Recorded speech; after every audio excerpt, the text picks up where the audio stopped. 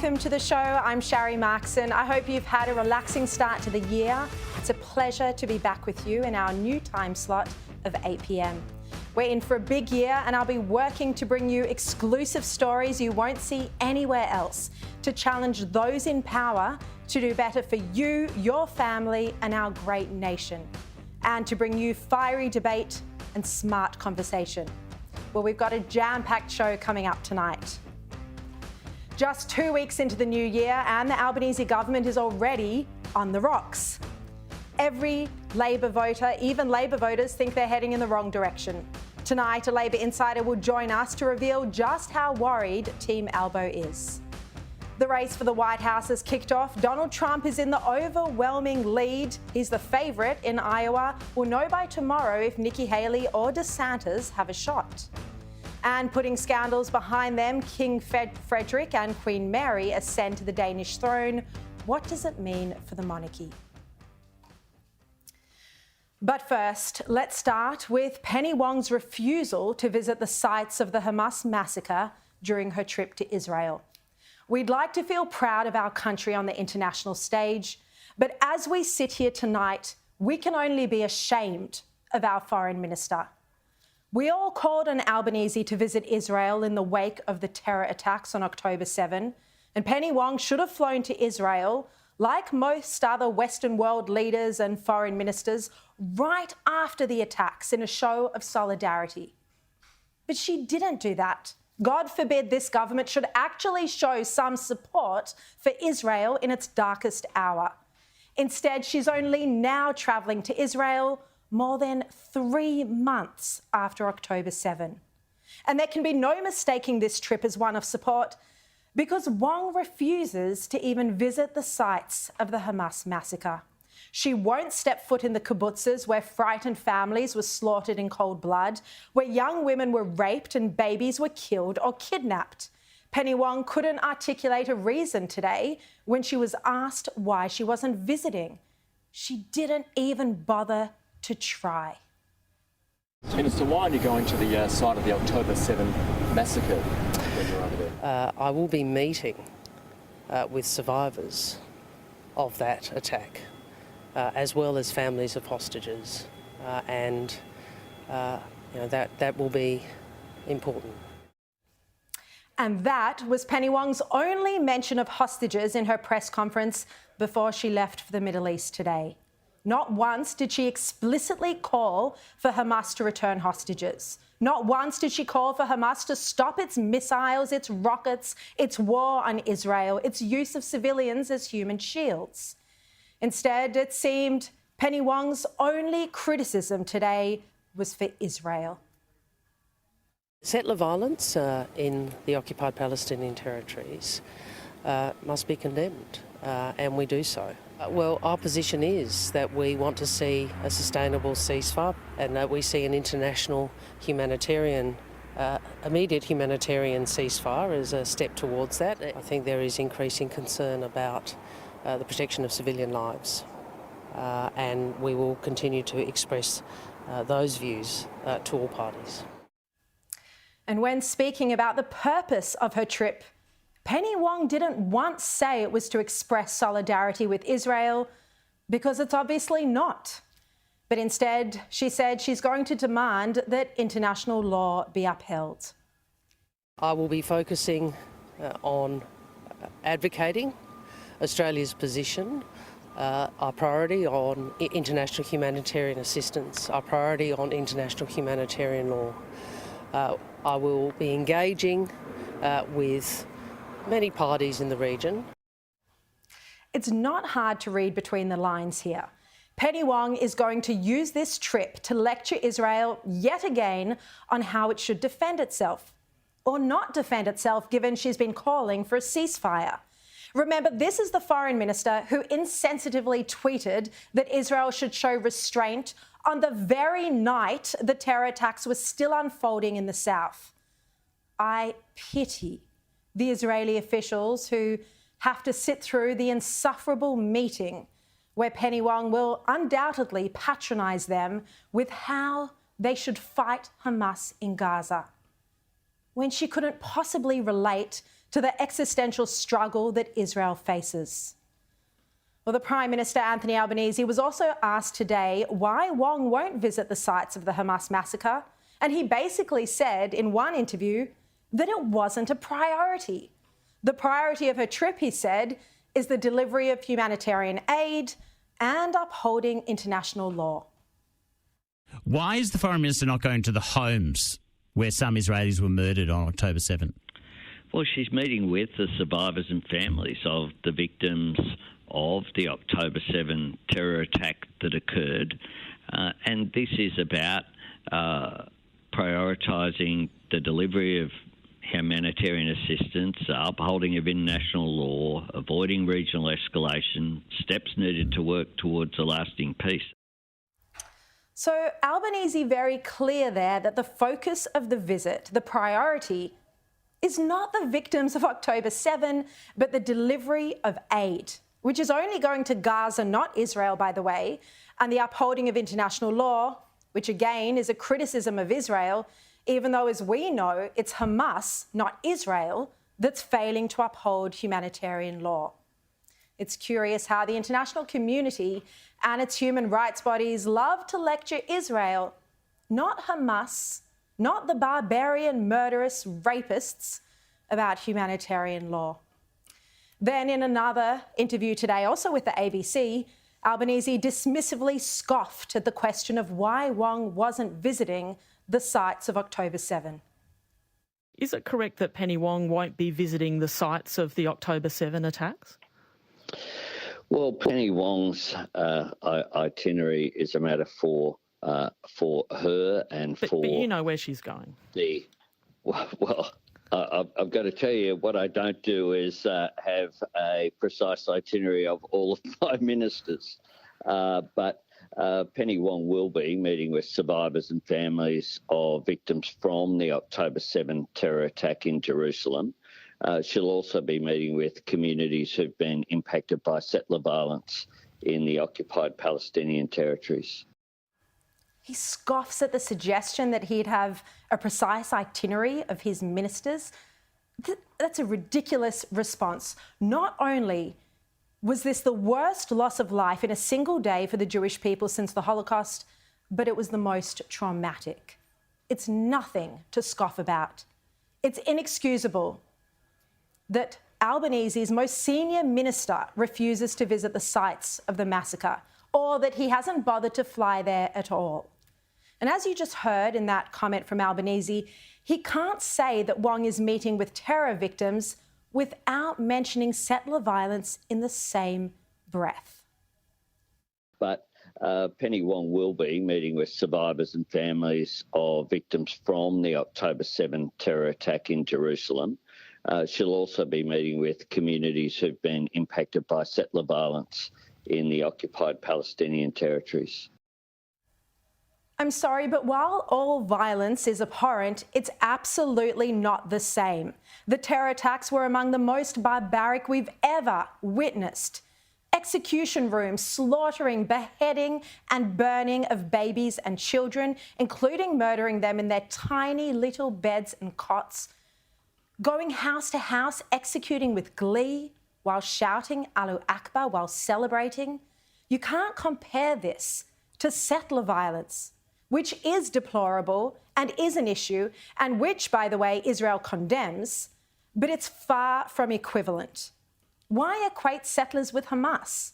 If Penny Wong's agenda was settler violence, she would have gone there a year ago when it was at its peak. With so much denialism on the left about the terror that unfolded on October 7, it is essential that our Foreign Minister visit the sites of the slaughter of Jews. It's important to witness the enormity of the massacre, to understand why Israel, why Jews around the world are still reeling. We all acknowledge that it's important to visit Holocaust museums and concentration camps 70 years on, but just 3 months after October 7, Penny Wong turns her back on Jewish suffering. And what is the actual point of her visit? It seems only to lecture Israel. Why should us taxpayers spend a cent paying for Penny Wong to fly to Israel, if only to offend the Jewish community. This is all typical of Labor's spineless foreign policy. The Albanese government is playing a dangerous game of cozying up to our enemies, from China to the Iran-funded Hamas, which governs Gaza, even though they're all forming an axis of evil intent on destroying the West. This is flawed foreign policy. It's not smart, it's naive and counterintuitive. But even worse, according to media reports, it's petty politics that's guiding Penny Wong as she insults our closest ally in the Middle East, along with Jewish Australians. The Sydney Morning Herald reports that an adroit political tactician as well as diplomat, Wong will be conscious of the growing local sympathy for the Palestinian cause and the community outrage over the climbing number of civilian deaths. Being seen as too close to Israel risks driving younger and more progressive voters from Labor to the Greens, as well as alienating Muslim and other Arab Australian voters who've reliably voted Labor. But causing offence to her Israeli hosts, the Herald writes, would draw intense blowback from News Corporation media outlets and vocal pro-Israel lobby groups here in Australia. Right, so unlike other Labor politicians like Bill Shorten, Daniel Andrews and Julia Gillard, who all recognise the importance of the Jewish state in the wake of the Holocaust, and they all strongly defended Israel, for Penny Wong, who's from Labor's left faction, this is all about votes and stopping younger people supporting the Greens. This is a cold calculation. But Penny Wong doesn't get a tough time in the press gallery about any of this. She's a media sweetheart. The ABC's political journalist Brett Worthington writes that Wong is a darling of the Labor movement with cult-like status among parts of the party. And the Herald calls her Australia's favourite MP. Well, I'm sorry to burst your Canberra bubble, but Penny Wong's trip to Israel is of no international consequence. Israeli officials couldn't give a damn what she has to say, and nor should they. This being the most left-wing anti-Israel government in Australia's recent history. Well, tonight, I'd like to say to Israel, Penny Wong does not represent most Australians. She does not represent us when she criticises Israel and calls for a ceasefire. She does not represent us when she calls for restraint while the terror attacks are still unfolding. She does not represent us when she turns away from the blood-stained walls and floors where so many innocent Jewish families met their graves. She does not stand for us. She is not my foreign minister. All right, to discuss this and the rest of the day's top stories, joining me now, Sky News hosts Joe Hildebrand and Liz Storer. Hello. Sharri. Great How are to you? see you both on my first show for the new Welcome year. back. Happy New Year. Look, Penny Wong, day one, flying to Israel, Liz Storer. What turning her back on the Jewish community? Well, our expectations were low, but of course she has not failed to disappoint regardless. Let's remind ourselves the only reason, strongly, arguably, that she went at all was because Simon Birmingham made Labor look absolutely terrible late last year when he decided nothing is being done at a government level in regards to supporting Israel.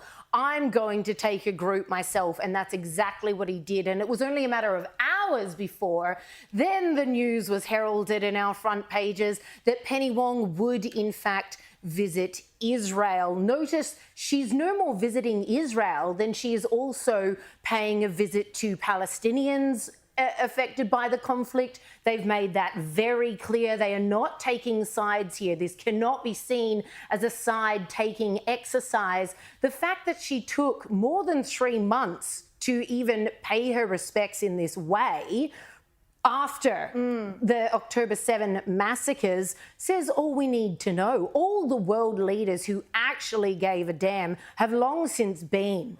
have long since visited these sites and have long since very strongly made on the world stage, as well as everyone at home in their respective countries, where their allegiance lies. This is absolutely no surprise from an Albanese government that has never once given a strong support to Israel and is now calling for a ceasefire. Well, we expected that Australian governments of both sides would be bipartisan in their support of Israel.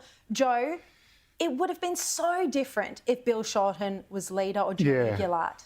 Yeah, it would have been. I think there's a couple of just weird issues here. The first is you've just had a Labor conference before any of this happened, which didn't realise that this attack was imminent, where they basically needed to get a deal done to get AUKUS up, and the cost of doing that was to shut up a few noisy, very ill-informed voices on the left and change some wording in regards to the party's official position on Palestine. Then, of course, this happens, and it's, as you say, the worst attack on Jews since the Holocaust.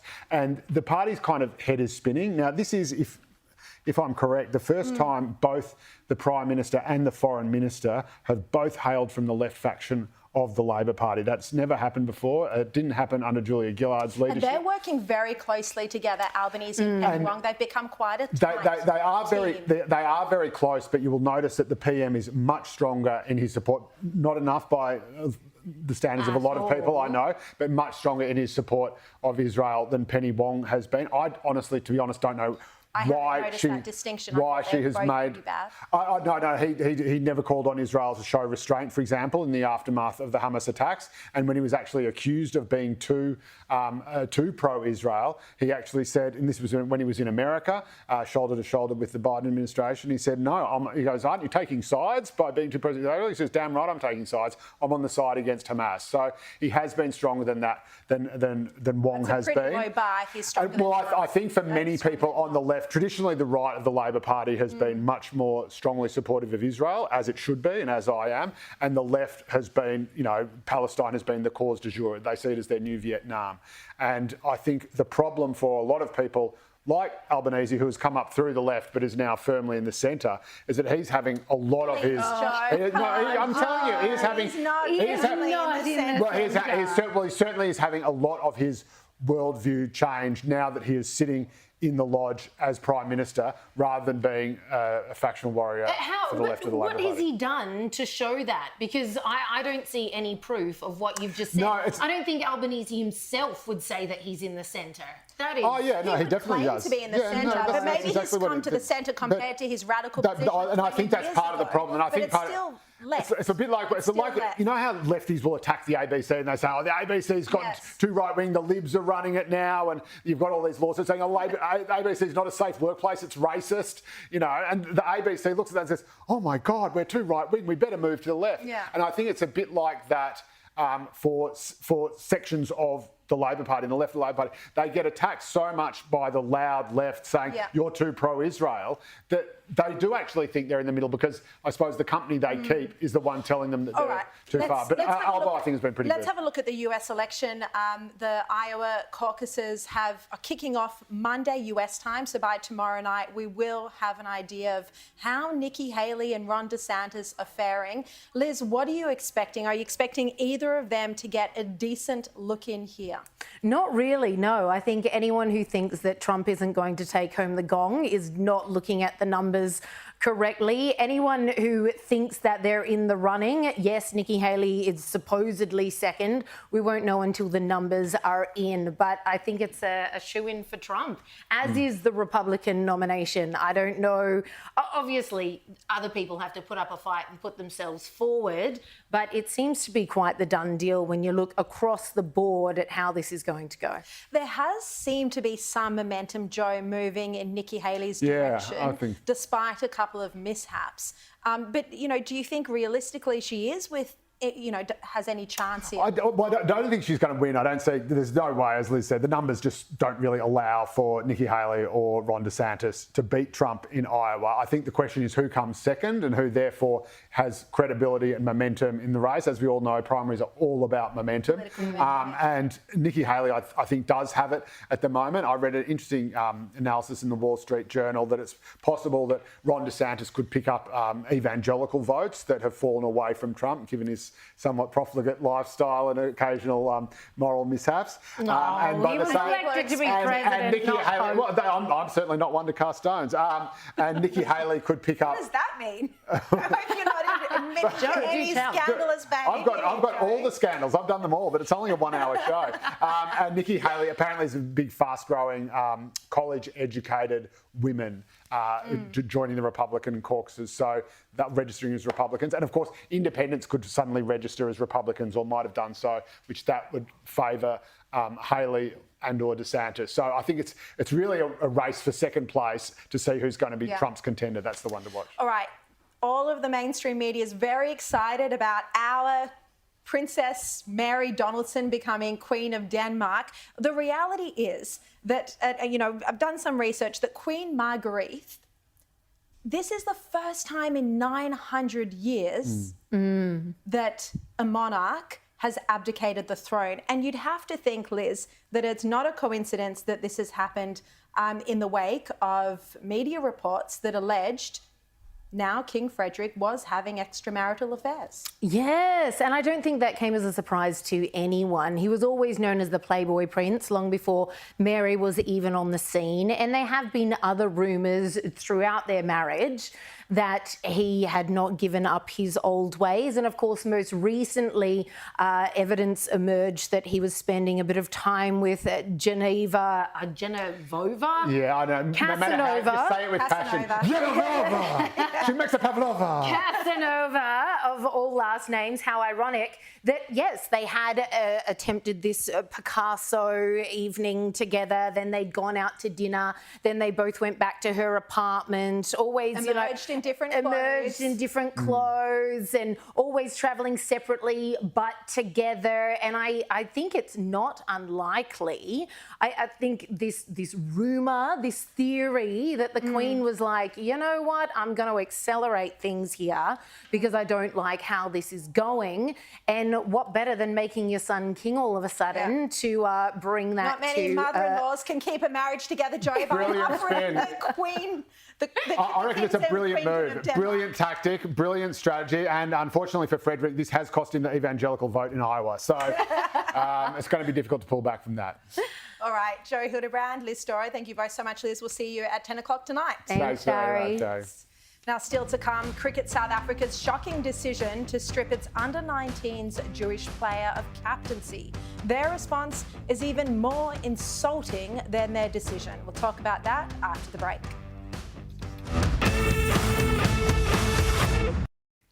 Well, let's talk about the anti-Semitism in international cricket. Cricket South Africa has removed Jewish player David Teager from his captaincy of the under-19s because of his support for Israel. Teager had dedicated his Rising Star Award at a Jewish Achiever ceremony to a South African family whose son was missing in Israel. A perfectly noble thing to do, and yet it sparked outrage and controversy. There was an inquiry to see if he had breached any codes, with complaints claiming his words were provocative because Palestinians were being killed by the Israeli army. Teager defended himself by saying that it was his personal view that Israel has not committed genocide, war crimes, or crimes against humanity. And he was cleared of all charges, and it seemed the matter was over. But then on Friday, South Africa stripped him of his cricket captaincy, claiming they were protecting him and were only worried about his safety ahead of protests at tournament venues. Cricket South Africa said that they have a primary duty to safeguard the interests and safety of all those involved in the World Cup and must accordingly respect the expert advice of those responsible for the safety of participants and spectators. They said in all the circumstances, CSA has decided that David should be relieved of the captaincy for the tournament. This is in the best interests of all the players, the South African under-19 team, and David himself. In Teager's best interests, being dumped from the captaincy? What garbage. And dumping someone because they can't guarantee their safety. They're not protecting Teager, they're punishing him for being Jewish, for supporting a Jewish homeland. It's clearly religious discrimination. This is punishing Jews for the violence of others. And it reminds me of how Jews were told to stay home and not go into the city on October 9th because the New South Wales government couldn't guarantee the community's safety from violent pro-Palestinian protests outside the Opera House. This punishing of Jews for the violence of others has to stop. And here's a thought. Instead of effectively sacking Tiga from his captaincy, punish the perpetrators of the violence instead. Actually arrest people. It's also worth noting that the most staunch supporters of the ANC and Nelson Mandela fighting against the racist apartheid regime were Jews in South Africa. Now, Cricket Australia is taking part in this international competition where South Africa apparently can't guarantee the safety of Jewish players. And we asked Cricket Australia today and its chair, Mike Baird, if they had concerns about this policy, if they'd care to comment, if they felt it was appropriate that David Tiga had been stood aside. Strangely, silence. Shadow Home Affairs Minister James Patterson joins me now. James, welcome to the show. Look, we're going to get to Penny Wong and Taiwan and the data hack in a minute. But firstly, I just want to hear your reaction to Cricket South Africa sacking their Jewish captain, David Tiga. Good evening, Sharri. Look, it seems very self-evident that this is a case of discrimination and persecution of someone on the basis of their faith, and it is a stain on South Africa cricket that they're allowing this to happen. I mean, self-evidently, their explanation makes no sense. If it's for his safety that he has to be removed from the captaincy, how is it safe for him to remain on the team and play at all? If it really is about his safety, surely things are so dangerous he can't even be on the team at all. Seems like he is being punished for his views. And there's a broader and more disturbing point here, Sharri, which is that we have, prior to the 7th of October, a big enough problem already with anti-Semitism. It was bubbling below the surface in many societies. It occasionally came above the surface when incidents occurred. But at the moment, post-7 October, we have a full-blown crisis of anti-Semitism. It is rampant. It is rampant across the Western world and the rest of the world. And political leaders need to take responsibility and lead and deal with this because we know where it ends. We know where it leads. It'll lead to tragic consequences for the Jewish community and for everyone else. And frankly, in Australia, we just haven't seen enough leadership from the Prime Minister about this. He doesn't seem engaged in this problem. He hasn't led on this issue at all. And I think that's a stain on him and his Prime Ministership and his government. He really needs to come back now in the new year with a new resolve and a new determination to tackle this scourge before it becomes an absolute tragedy in our own country. No, I agree with you. I don't think he cares about anti-Semitism, and it seems neither does Foreign Minister Penny Wong. I mean, we all still visit Holocaust museums, we go to the sites of concentration camps, but just 3 months after October 7, she's shamefully refusing to visit the sites of the Hamas massacres. I mean, is this a complete waste of taxpayer funds if Penny Wong is going to Israel but refusing to actually visit the areas on the south where Jews were attacked? Sharri, immediately after the 7th of October, the Prime Minister himself should have gone to Israel, as our closest allies and partners, including the United States, the United Kingdom, France, Germany, the European Union, Canada and others did. But if he wasn't available, he should have immediately sent Penny Wong to do it. The fact that she is only going now, 3 months later, and that when she goes, she's not even going to bother to visit the sites of Hamas's atrocities against the Jewish people and the Israeli people, says everything you need to know about this government when it comes to Israel and the Jewish community. It does not stand with Israel. It does not stand with the Jewish community. Penny Wong is going belatedly because she has to, because she's been embarrassed into going, because the Shadow Foreign Minister, Simon Birmingham, led a delegation there in December. But even then, she can't bring herself to do it properly. And it's very clearly that the government is worried about the domestic political implications of that from their pro-Palestinian supporters. She can't be seen to be being too sympathetic to the Jewish people and Israeli people who died on the 7th of October, and has to be seen to be so-called even-handed by meeting with victims of settler violence in the West Bank, which is a serious issue, but nowhere near on par of the greatest loss of Jewish life since the Holocaust, which is what happened on the 7th of October. And it's a very disappointing thing from this government. I think they should be ashamed of the way they've conducted themselves on this. Now, Senator, you've been campaigning on the security implications of TikTok for a while now. You've had a win today. Major brands, Mitre 10, Vodafone, Headspace and even Channel 10 have deleted a controversial data tracking tool. Other companies are still sticking with TikTok. What risk does this pose? Well, Sharri, over the summer break, it was revealed that TikTok has a practice of installing a pixel, a surveillance tool, on the websites of many of Australia's largest businesses, which harvests the private information of people who visit those websites without their permission. And that's potentially a breach of Australian privacy law, and it's a distinct way that TikTok collects information compared to other social media companies who do similar things. And of course, TikTok is different from those companies because it's beholden to the Chinese government. So it is very welcome that those companies you listed have stopped using the TikTok pixel. I was disappointed, though, in companies like Woolworths, Kmart and Sportsbet, who say they're going to continue to use it, because right now the Information Commissioner is investigating this for a possible breach of the Privacy Act. This is a serious thing, and those websites shouldn't be aiding a company beholden to a foreign authoritarian government in abusing the privacy of Australians in a mass way. Look, also a big story today in The Australian by journalist Ellen Winnett. We've learnt that Russia-linked hackers have apparently stolen sensitive data from government agencies, including the Prime Minister's own department, also the Reserve Bank and Australia Post. Look, are our security systems still not what they should be? Do you think the federal government still isn't taking cybersecurity seriously enough?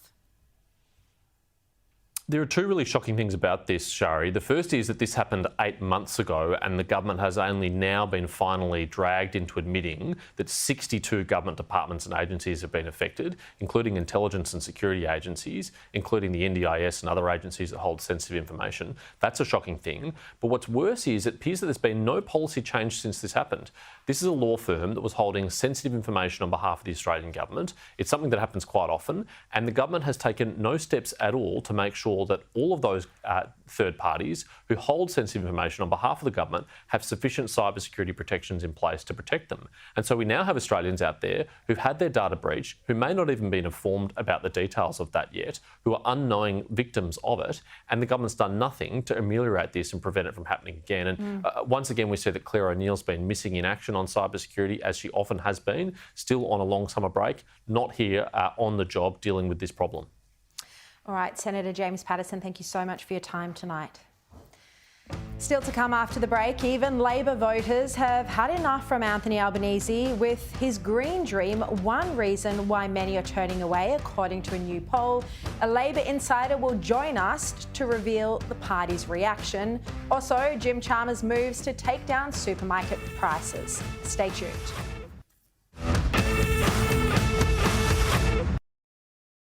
Welcome back. Well, the Prime Minister was hoping the summer would provide his struggling government with a reset. He was hoping people would forget the series of scandals from the end of last year. But a new poll in the News Corp papers on the weekend found that voters are turning against Albanese, and the main reason is the cost of living.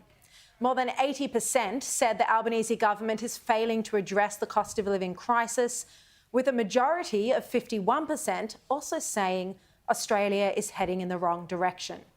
Labor's Green Dream was especially unpopular, just 16% saying it'll bring down their energy bills, and only 4% said Indigenous affairs should be a main focus of the government. Well, let's bring in now former Speaker of the House, Bronwyn Bishop. Great to see you, Bronwyn. Great to see you. And Director of GXO Strategies, Cameron Milner in Queensland. Terrific to have you, Cameron. Good evening. Look, starting with you, the Prime Minister knows the cost of living issue is biting. He's now looking to blame supermarkets for this crisis. He's indicating that there might be a price inquiry by the ACCC. He also, at the first press conference of the year, blamed global factors for inflation remaining high. But the RBA governor already said at the end of last year that inflation is now a homegrown problem. So do you think Australians are going to buy his spin? Well, clearly they are. The poll at the weekend shows the Prime Minister has a trust deficit with voters. And you wonder why. He keeps telling us that cost of living is his number one issue and flies the world on Toto 1, doing state receptions and being called a handsome boy by foreign officials. He doesn't spend enough time in Australia. He actually doesn't spend enough time talking to people in shopping centres and where the points of pain are for renters and for mortgage holders and for people finding it really tough with the inflation environment that now is an Australian problem. Because quite rightly, the RBA has said it's now an Australian domestic inflationary issue we're dealing with. And I should say, Cameron Milner, you're a former Chief of Staff for Bill Shorten, so you really understand the Labor Party and the concerns at the moment. But Bronwyn, you know, this isn't just the Labor Party that the poll showed is turning away from Albanese. The reset that the Prime Minister was hoping for clearly hasn't worked. Look, he has no ideas. Sharri, I've said again and again, I sat with that man for 20 years in the chamber. Nobody ever said he was a leader.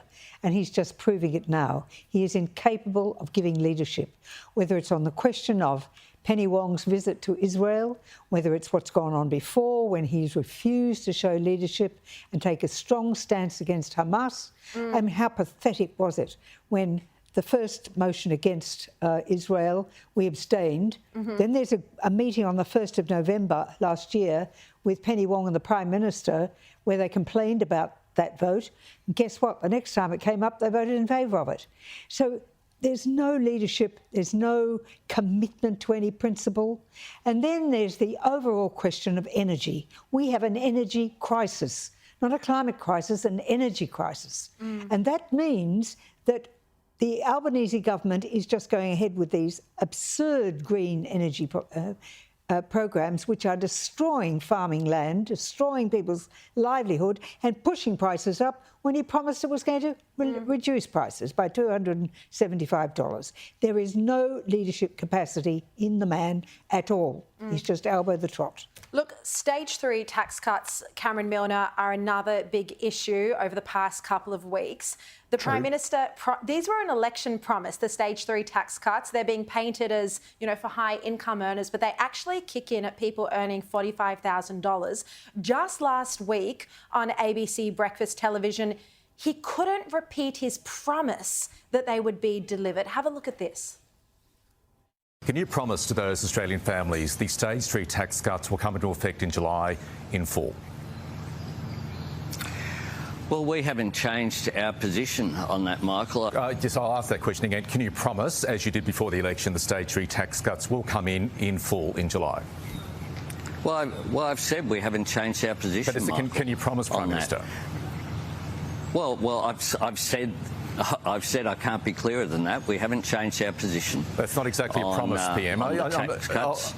It was a promise before the election. Has that promise changed? Yeah, you can play word games, Michael. Nothing has changed. Cameron, clearly the only person playing word games there is the Prime Minister because he says our position hasn't changed yet. Yet, exactly. And that's the problem. I mean, Albo should just come out and say what he's going to do with stage 3, which I believe is going to unravel them. He's put all the breadcrumbs out there to set up the regime for a tax change coming in Sharma's May budget. So I think stage 3 tax cuts are at real risk. I think that people who are on $45,000 a year who are paying more and more because of bracket creep are going to suffer because these promised tax cuts may not come through now. Bronwyn, governments love bracket creep because, you know, they don't have to cut spending and they can just get more budget revenue. But really, the tax brackets should be legislated and linked to CPI like they are in many other countries around the world. Sharri, Malcolm Fraser did that in 1976. It didn't last. But the bottom line, I think there's another reason why he won't promise the tax cuts. I think he's contemplating an early election, which he can have any time from August. Now, if there's a likelihood of an interest cut, then he'll deliver the tax cuts on the 1st of July. He's not going to waste that and wait till May when people say, what have you done for me lately? He will be looking to go for an election probably before the Queensland election. That's interesting. I think he'll stick it out as long as he can, fearing that he's in a bit of trouble and he might not get back in. Cameron, your former boss, Bill Shorten, as I've said repeatedly, has always been a very strong ally of Israel and the Jewish community here in Australia. I want to get your reaction to Penny Wong today admitting that she's not going to visit the sites where Jewish families were slaughtered on October 7. It's an appalling decision, Sharri. An appalling decision. A complete lack of judgment would be a nice way of saying it. But Penny Wong is premeditated in this action. She's putting out all the message about being pro-Palestinian and pro-this, pro-that. Hamas are a terrorist organisation who went across the border and slaughtered people. No wonder she doesn't want to go and see the site of this tragedy, because that would actually mean that Israel's self-defence, which we all believe in, Israel's self-defence in this situation, is paramount. But no, Penny wants to set this up as a ceasefire between two warring parties. I have a huge problem with her not going to the site of this. You have foreign ministers from around the world going to. You had the Chancellor from Germany visit the site. Well, Penny Wong can work her way down there to see what actually happened on October 7 with her own eyes. And then she might have a different attitude to the sort of kind of pro-Palestinian position she's taking around Hamas. Look, Bronwyn, I know you mentioned this before, criticised Penny Wong already for not going to have a look at the sites, but it does seem that she's making this show of going to Israel because we all demanded that she should go to Israel. But what we were demanding was a trip showing solidarity with Israel right in the wake of the terror attacks, like many other world leaders and foreign ministers did. That's not the trip she's going on now. Of course it's not, because they are committed to the pro-Palestinian position while trying to pretend that they're in favour of Israel's right to defend itself. Now, her refusal to go to that place of slaughter and torture just says so much about her. It says it's devious because she's pretending it's a proper visit, but in refusing to do it, she is signalling to the pro-Palestinian people in Australia who are living in Labor seats that Labor seats are more important to this government than taking a principled position. And people have to remember that. There is nothing proper about her behaviour in this at all. And it is so easy to see through it because it's so disingenuous. And so I think the Australian people do see through that. And I can only say the leadership needs to come from the Prime Minister. It needs to be him that takes the strong, principled position that says Israel has the right to demand the hostages back, that it has the right to say that Hamas committed an appalling act of terror upon Israeli citizens. Yes, no, exactly. Cameron, I mean, we're seeing something similar play out in left-wing politics globally, particularly in the United States. You know, how do you think this issue will impact Labor's votes in marginal seats at the next election? You know, particularly places like Western Sydney. Well, and you see Tony Burke out there as well, you know, allowing sort of, inflammatory speeches being given in his electorate, and he doesn't speak out against them until the very end. So there's a real problem there. But I go to Keir Starmer. Keir Starmer has ejected Jeremy Corbyn, who was the cult hero of Anthony Albanese and an anti-Semite, from the Labor Party. So the Labor Party can deal with this. I mean, Keir Starmer has actually stood up against the anti-Semitic forces in the Labor Party in the UK and has expelled them and gone back and embraced the British Jewish community, even as opposition leader. So it can be done by the left of politics if you want to. But the more sinister problem, I think, here is that parts of the Labor left actually don't want Israel, they want Palestine, and that's now coming out, their true colours are showing, regrettably. Yeah, I think that is what we're seeing. Cameron Milner, Bronwyn Bishop, thank you both so much for your time tonight. Thank you. Still to come, Taiwan's latest election has outraged China. So have the Taiwanese voters put themselves at risk by electing a pro-sovereignty president? We'll discuss after this.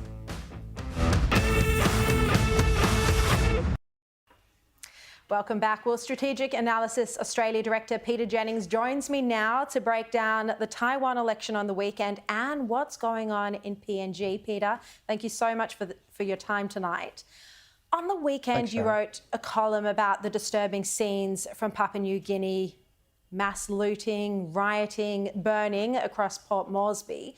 Now, our Foreign Minister prides herself on being a leader in the Pacific, yet do you think she's been missing in action as this has unfolded? And also, do you think this unrest could trigger the bilateral security pact that Albanese signed with PNG just recently?